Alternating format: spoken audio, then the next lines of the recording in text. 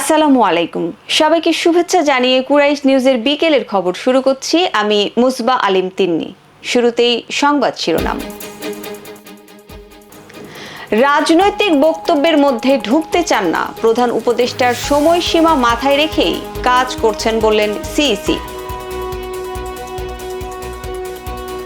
শীতে কাঁপছে পঞ্চগড়, 7 ডিগ্রির ঘরে তাপমাত্রা। গাজায় যুদ্ধবিরতি শুরু, তবে ফের হামলার হুঁশিয়ারি নেতানিয়াহুর। এবং প্রতারণার মামলায় সাকিবের বিরুদ্ধে গ্রেপ্তারি পরোয়ানা। শুনছিলেন সংবাদ শিরোনাম, এবারে বিস্তারিত। শুরুতেই জাতীয় প্রসঙ্গ।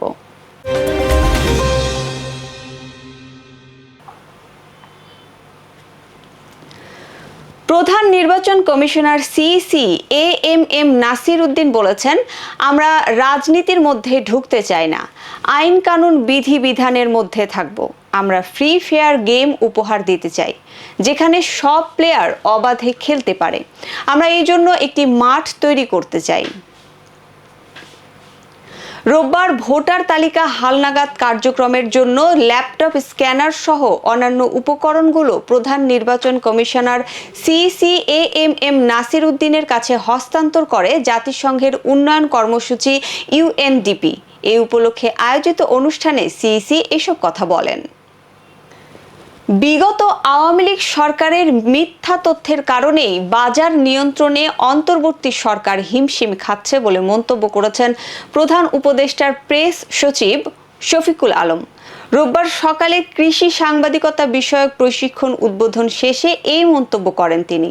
প্রেস সচিব বলেন, আওয়ামী লীগ সরকার এতদিন দেশবাসীকে মিথ্যা তথ্য দিয়েছে, বলেছে বছরের পর বছর উৎপাদন বেড়েছে, কিন্তু ঘটনা উল্টো, যার ফলেই অন্তর্বর্তী সরকার বাজার নিয়ন্ত্রণে হিমশিম খাচ্ছে। তবে সিন্ডিকেট নিয়ন্ত্রণের সর্বোচ্চ চেষ্টা করা হচ্ছে বলেও জানান তিনি। এবারে জেলার সংবাদ।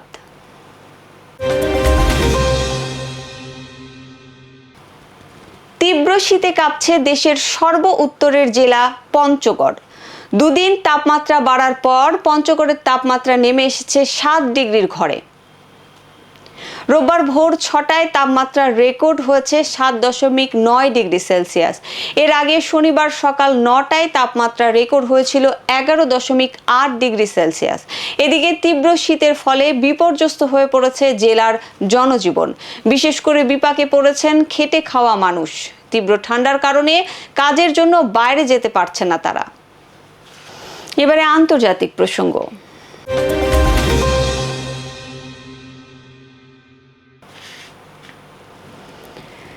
দীর্ঘ 15 মাস ইসরায়েলি আগ্রাসনের মৃত্যুপুরীতে পরিণত হওয়া গাজায় অবশেষে কার্যকর হচ্ছে যুদ্ধবিরতি।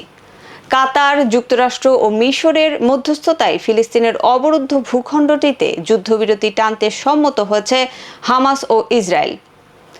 বহু প্রতীক্ষার পর উৎকণ্ঠাহীন ঘুমের স্বপ্ন দেখছে নিরীহ গাজাবাসী। তবে যুদ্ধবিরতি কার্যকরের আগেই ভয়াবহ এক হুঁশিয়ারি দিয়ে রেখেছে ইসরায়েলের প্রধানমন্ত্রী বেনিয়ামিন নেতানিয়াহু। নেতানিয়াহু বলেছে, গাজার এই যুদ্ধবিরতি সাময়িক এবং অভিযান এখনো শেষ হয়নি।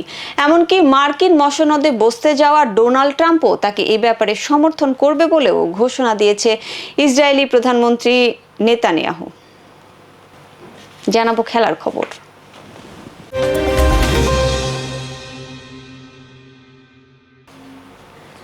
চেক প্রতারণার মামলায় ক্রিকেটার ও মাগুরা 2 আসনের সাবেক সংসদ সদস্য সাকিব আল হাসানের বিরুদ্ধে গ্রেপ্তারি পরোয়ানা জারি করেছে আদালত।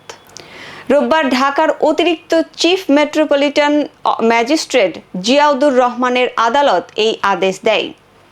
এর আগে গত বছরের 15 ডিসেম্বর ঢাকায় অতিরিক্ত চিফ মেট্রোপলিটন ম্যাজিস্ট্রেট মাহবুবুল হকের আদালতে আইএফসিআই ব্যাংকের পক্ষে শাহিবুর রহমান বাদী হয়ে সাকিব সহ 4 জনকে আসামি করে মামলা করেন।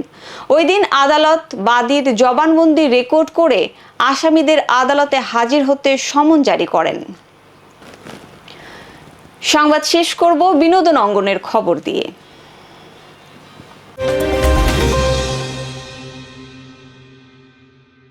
বলিউড অভিনেতা সাইফ আলী খানের ওপর হামলার ঘটনায় তোলপাড় গোটা ভারত। ইতোমধ্যেই অভিনেতাকে ছুরিকাঘাতে অভিযুক্ত ব্যক্তিকে গ্রেফতার করেছে মুম্বাই পুলিশ। এবার এই ঘটনায় প্রকাশ্যে এলো চাঞ্চল্যকর তথ্য। জানা গেছে ওই ব্যক্তির নাম মোহাম্মদ শরীফুল ইসলাম শেহজাদ, যিনি বিজয় দাস নামেও পরিচিত।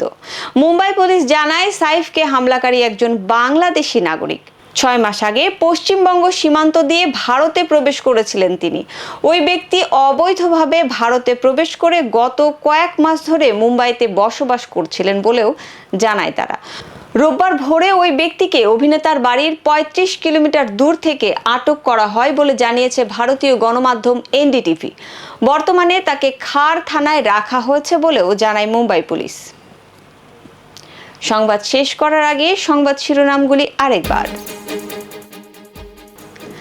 রাজনৈতিক বক্তব্যের মধ্যে ঢুকতে চান না, প্রধান উপদেষ্টার সময়সীমা মাথায় রেখেই কাজ করছেন বললেন সিইসি।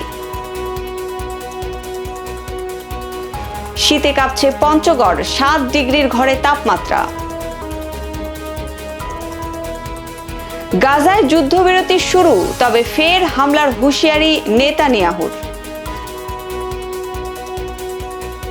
এবং প্রতারণার মামলায় সাকিবের বিরুদ্ধে গ্রেপ্তারি পরোয়ানা।